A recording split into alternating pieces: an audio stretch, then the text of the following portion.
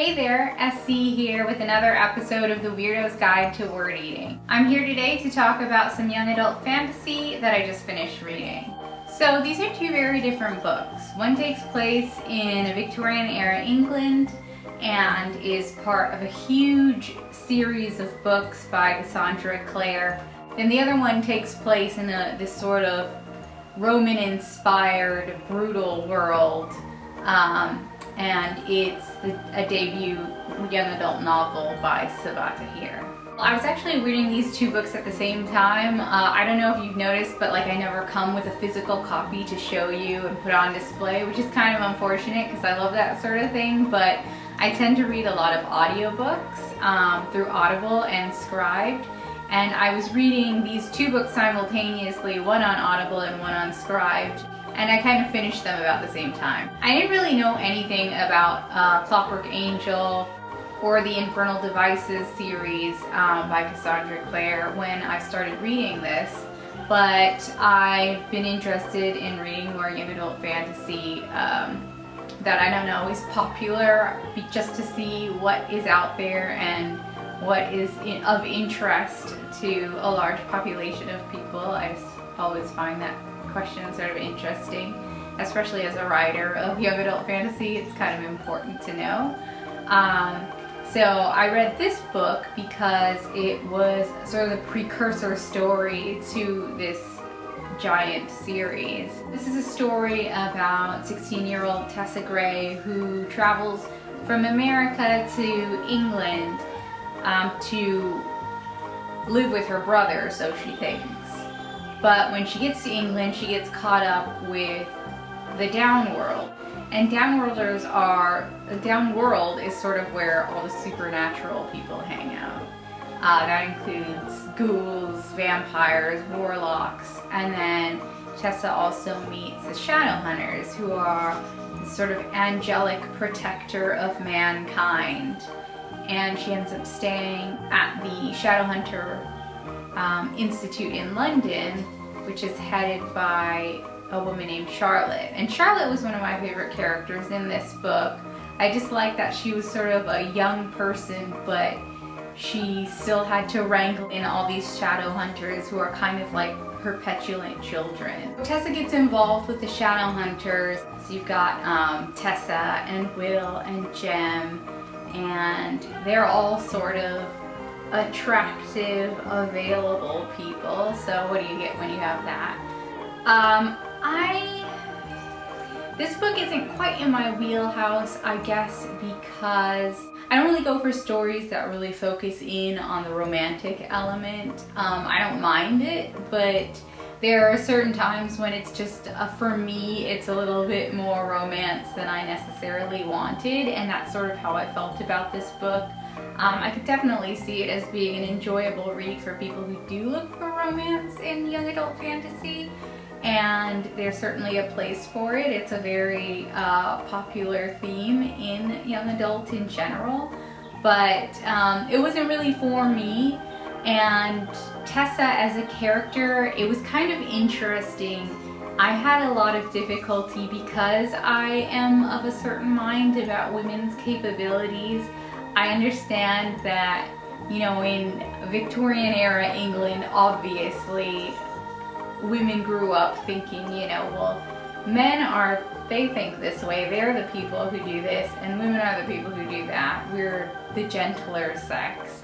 And there was sort of that sentiment in the character of Tessa, and it made total sense because that was the period she came up in, but it was very hard for me to like her sometimes because of that, because she had these, notions about what women can and can't do, and you could see her sort of getting around that in the book, and I'd be curious to see how she develops as a female character in this story. I tend not to like as much of the damsel in distress sort of personality, and that's just sort of how it came across to me with Tessa. So yeah, it wasn't, I don't know if this is a series that's for me. I can see why this was a popular book and this is a popular series. Now it might be completely different with the other books, I don't know.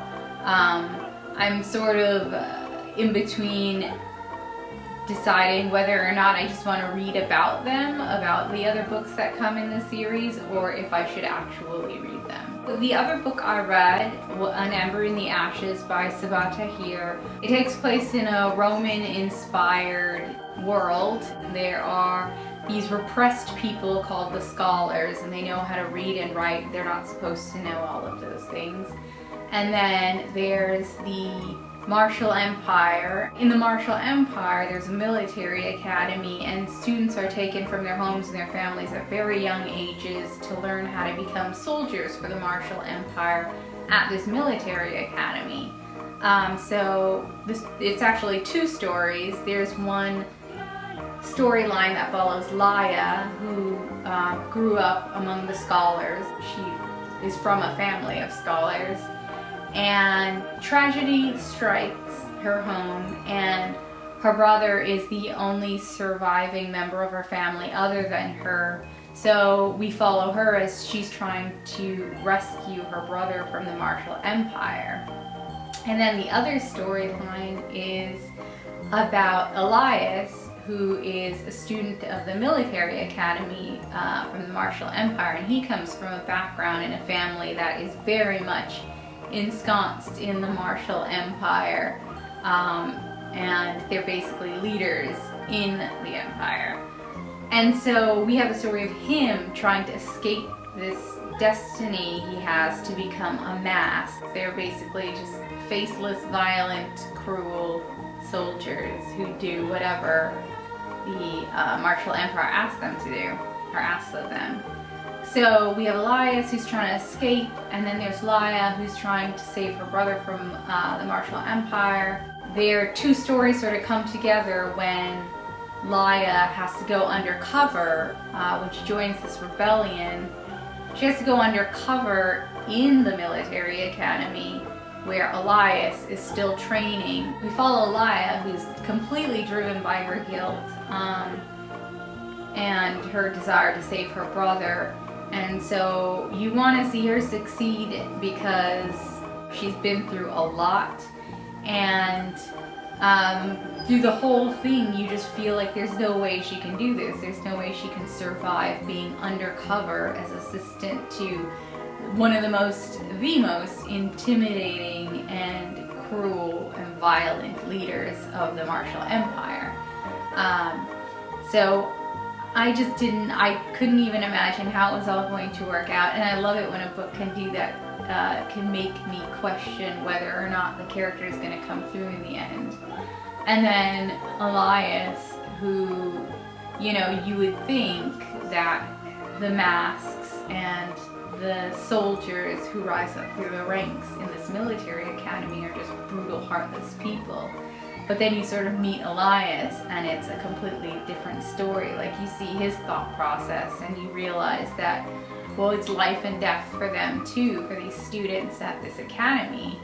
And so you want him to make it, but you think, well, how can he possibly? He's got all these eyes on him. And so these two are struggling, and you're trying to figure it out with them, and you're trying to figure out where the story is going to go. And it was just so exciting to follow along. And then there's some magical elements. There are some magical elements in this book, but it's sort of downplayed.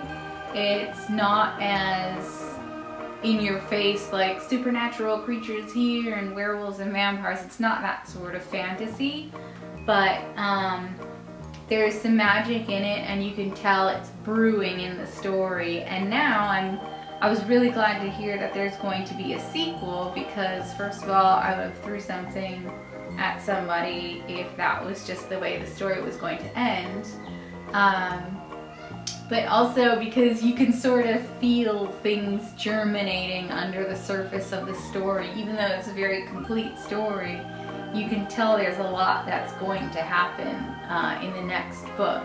So I'm really excited about that. I think I even saw some sort of news, I don't know if this is confirmed or not, that there's going to be a movie adaptation. I guess Paramount bought the rights to the story, so who knows, like there could be a movie, and I'd be really curious to see who they cast in the parts of Elias and Laia and the other main character or major character in this story, who's Helene. And Helene is actually a great character too, because she's one of the masks. And in this story, it's sort of the opposite spectrum compared to Clockwork Angel, because there are quite a few strong female leading characters, and Helene is one of them, but she's more dedicated to the martial empire. She's questioned it less than Elias has, but they're like tight, so there's a lot of conflict between Elias's decisions and then his friendship with Helene. They basically came up together and survived thanks to each other. So we got these three characters going on their different paths, and it's definitely one of my favorite reads of this summer. It's a close second to The Library at Mount Char. I would definitely recommend An Ember in the Ashes to anybody who likes really gritty, like I have to say there's like a lot of grit, there's a lot of violence, and there are some cringeworthy scenes in An Ember in the Ashes. So if you're not squeamish about violence and horrible brutality, then I would definitely recommend this book. And again, for Clockwork Angel, if you like, you know, romantic dark fantasy and you don't mind sort of damsel in distress character, then I think that you will enjoy Clockwork Angel. I'm currently reading, what am I reading? I'm reading The Blood of Flowers by Anita Amiritzvani. I had to look at that because I knew I was going to pronounce it terribly wrong. That's a book about a girl coming of age and coming into her own in 17th century Persia. It's very beautifully written so far. I'm really enjoying it. Just listening to the words and the prose is an experience in itself. I'm also reading Sister Mine by Nalo Hopkinson, which is a really fun sort of modern day Afro-Caribbean folktale story and contemporary fantasy, and it's such a fun read. I just randomly picked this one up. I don't even remember why I decided to read it. It wasn't on a list or anything. Oh, you know what? I think it was because I was reading So Long Been Dreaming, and I think I must have been looking up people who wrote stories in that anthology. That had to be it. That's it for now. I will see you next time on The Weirdo's Guide to Word Eating. Thanks for joining me. Bye.